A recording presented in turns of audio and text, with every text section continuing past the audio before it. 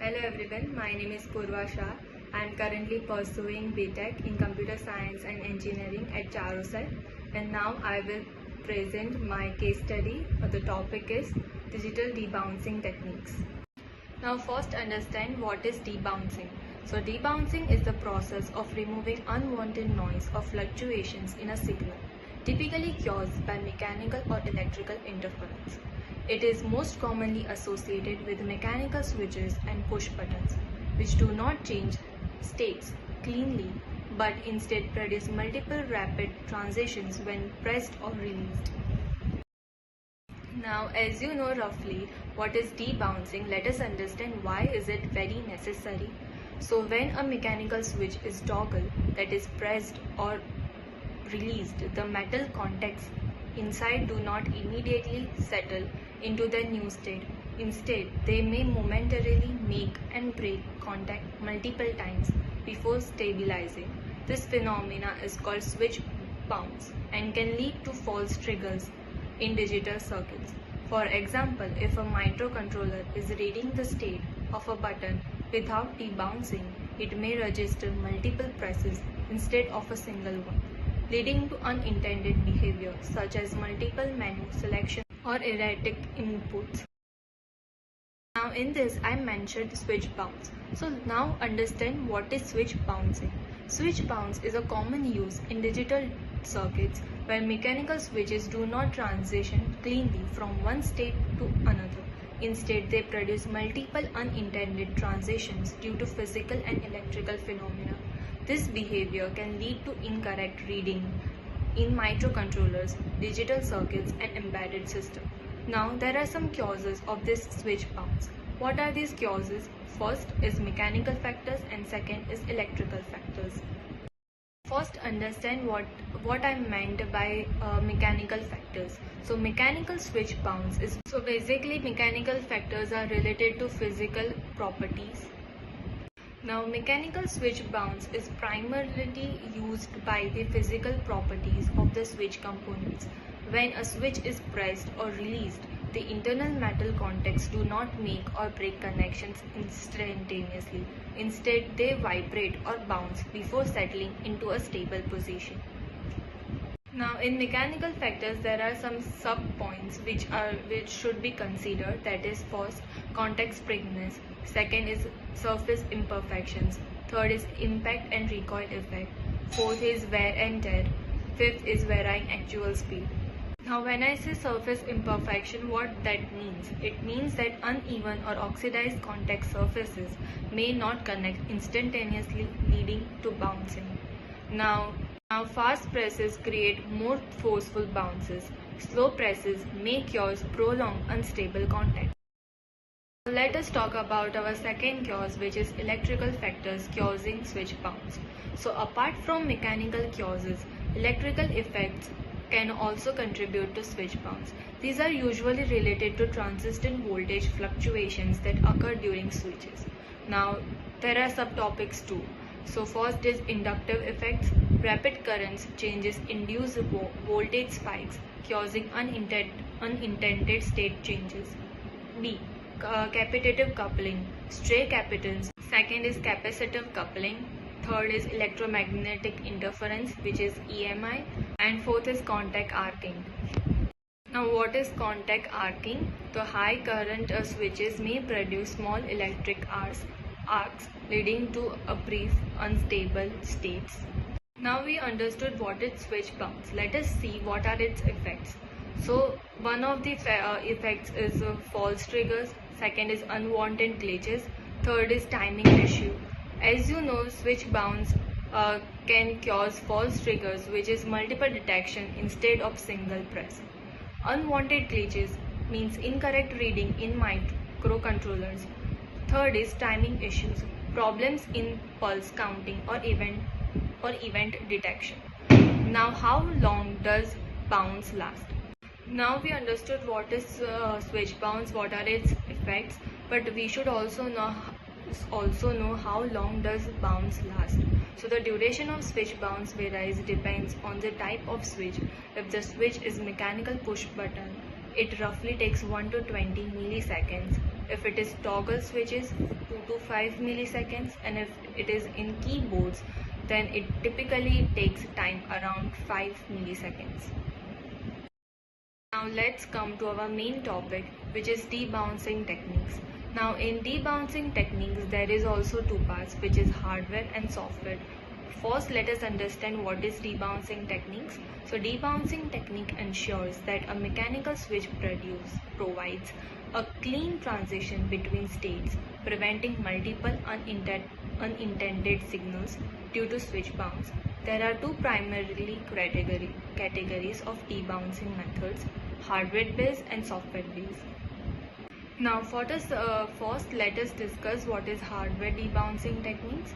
So, hardware methods use physical electronic components to filter out bounce. So, in this, first is RC, which is resistor capacitor filter debouncing. So, in this, a simple and cost-effective method that smooths the bouncing signals. Here, what we do is that we connect a resistor in series with the switch, and a capacitor is connected across the switch to ground. Here, by simply using resistor and capacitor, capacitor in combination to filter out noise. The capacitor charges when the switch is pressed and discharges slowly, reducing rapid transition. Now this is a very effective method, which is also cost effective. Now, as everything has its pros and cons, this has two. So its pros are simple and inexpensive, requires no software intervention. Its cons are delay, depends on RC values. Now second method is summit trigger debouncing. Here we use summit trigger circuit such as 74HC14IC. It converts a noisy input into a clean digital output with hysteresis, which is different threshold for rising and falling transitions, preventing small fluctuations from affecting switch state. Now this too has its pros and cons. Its pros are more effective than a simple RC filter, which is fast and reliable. Cons are requires an additional IC, which is again makes the cost high. May not eliminate all bounce in extreme cases. Now, which is also it's one of the main cons. Now, the third which we can use is hardware debounce ICs. Now, those special integrated circuits ICs such as MAX 6818 are designed for switch debouncing. These ICs internally process the input signal and output a stable debouncing free signal. Its pros are highly reliable and precise, eliminates software processing overhead. Its cons are more expensive than other methods, requires extra board space. Now we will talk about software debouncing techniques. Software methods use programming logic to detect and filter out bounce. These methods are more flexible and do not require extra components, which makes it cost efficient. Now in this, first is a simple delay method. After detecting a switch press, the program waits, that is 10 milliseconds before checking again. If the switch remains in the same state after the delay, it is considered valid. So here we are trying to help in time. So here we are using time as the factor. For this we have to write a code too.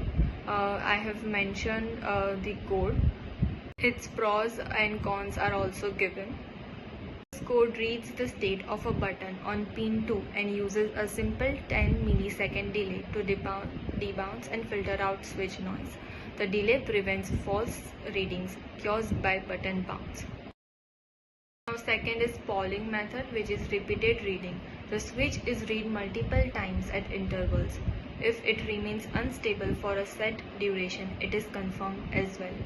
Now I have given the code of this too. The code explains.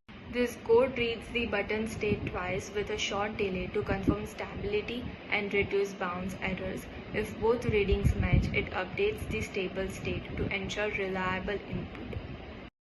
Now state machine debouncing.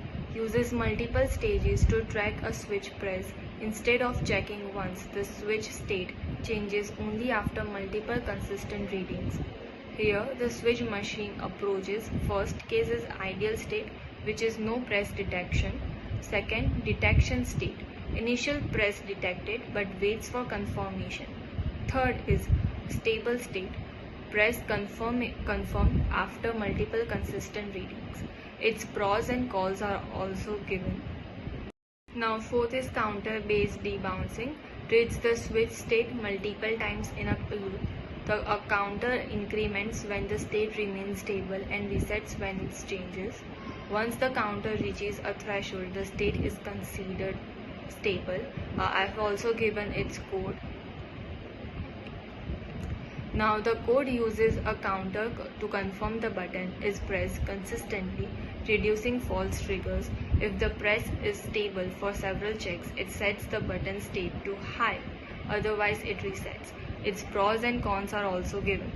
Now fifth is interrupt-based debouncing. Uses hardware interrupts to detect state changes. When an interrupt is triggered, debouncing is handled within the ISR, which is interrupt service routine. Now here the code uses an interrupt to detect button presses and adds a small delay in the ISR for debouncing. When a stable press is detected, it sets a flag to handle the button action in the main loop. Now I have also given the comparison between software and hardware debouncing techniques.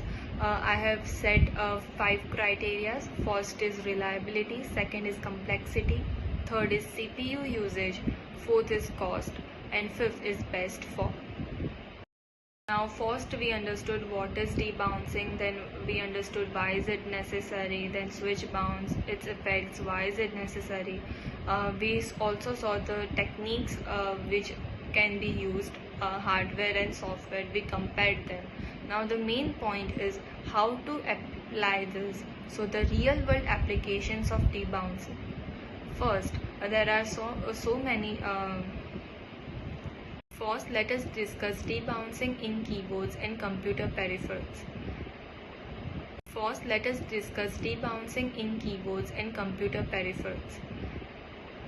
Keyboards and computer peripherals such as mice, game controllers, keypads rely on debouncing to ensure accurate single input registration when a key or button is pressed. Without debouncing, a single press could be misinterpreted as a multiple keystrokes or button presses, leading to errors in typing, gaming, or system commands. Now, why is debouncing needed in keyboards? First is switch bounce issue, as we discussed earlier. Second is typing accuracy. It can be, as you can see in the example, hello. Third, it is gaming performance. Fourth is peripheral stability. Now for this we can use hardware based debouncing. So in high-end keyboards they use gold plated contacts and stabilizers to minimize bounce. However, well designed switches produce small bouncing effects. Now we can also use RC circuit debouncing as mentioned above. Then a summit trigger circuit. We can also use that by ensuring a clear high 1 or low 0 signal. Now in software based debouncing, first is polling method. The microcontroller checks the switch state multiple times at short intervals. If the key remains stable over multiple reads, it is considered a valid press. Delay-based debouncing. After detecting a key press, the system waits a few milliseconds before confirming the input. We can also use state machine based debouncing, interrupt based debouncing. All these methods are discussed above earlier. Again, in state machine based debouncing, there are 5 cases: ideal pressed, stable pressed, released, and stable released. Now, modern mechanical keyboards implement debounce logic in firmware to ensure smooth typing and fast response times. Now here Arduino based keyboard, I have given the code. Let us understand that. The code reads the key state and checks if it remains pressed beyond a 10 millisecond debounce delay. It uses melees for non-blocking time to track stable presses. If the press is confirmed, it sets key pressed to true and updates the debounce timer. This approach avoids false triggers and ensures accurate key detection over time. Now there are some other real-world application of debouncing too. As given the list, microcontrollers, in that Arduino and Raspberry Pi. Second is industrial control systems. Third is medical devices. Fourth, automotive electronics. Fifth, consumer electronics, which includes TV, remotes, game controllers. Sixth is security systems, which includes keypads, door locks. Seventh, IoT devices. Eighth, elevator control panels. Ninth, ATM and POS machines. Now we should also know what are the future trends in debouncing. First is AI and machine learning. Smart algorithms adapt debounce timing based on user behavior, that is AI powered keyboards. Second is low power IoT solutions. Optimize debouncing for battery powered devices like smartwatches and wearables. Third is capacitive and optical switches. No physical bounce, enabling faster zero latency inputs, that is optical gaming keyboards. And fourth is advanced firmware and edge processing, real-time processing for industrial automation and IoT without mechanical switches.